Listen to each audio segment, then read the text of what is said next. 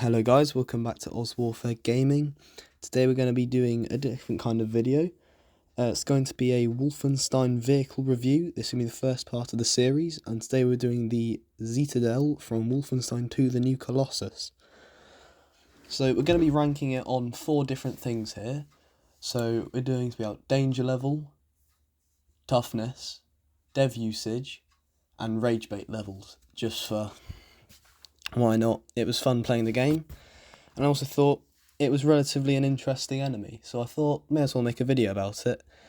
And some other stuff we're going to cover later in this series, such as the APC that we see in the first Wolfenstein, maybe the drones as well, and probably the Zerstorer, maybe even the Ausmerzer as well. So we'll just get into it quickly.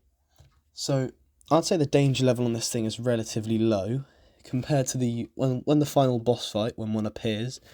It can be kind of surprise out of nowhere as it attacks with the rockets and the laser cannons. But if you know it's coming, it's not that difficult to dodge as well. But when you see one in Manhattan, as well as in other locations, it can be relatively easy to kill, such as the one in the sewers below New Orleans. So it's relatively easy to kill if you've got a laser craftwork and a shotgun. You can pretty much one-shot them if you hit them in the eye as well. At least with the laser craftwork you can. So there's always that. But also the danger level, I'd say, is also relatively low because they're quite slow moving with heavy weapons. And their laser cannons in general include their heavy laser cannon, sorry about that, which is basically an upgraded version of the laser craftwork cost the Lasergewehr. Rocket or grenade pod, which is on their left arm, which is used to spray down targets. They can also do a melee stomp, apparently. I've never actually seen one do this. But they can, if you get too close to them to try and pick up a weapon or something, or get below it, they will stomp. And also the flamethrower burst. I saw this when I tried to attempt to kill the one on the Ausmerzer. I did not know it was going to happen. Popped out of nowhere, suddenly I was covered in fire.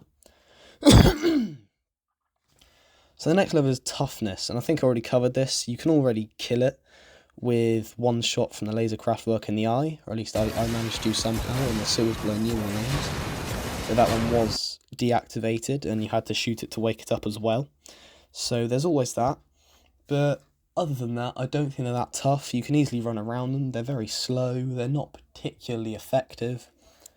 So yeah, they're not great fighting, but they are very visually stunning.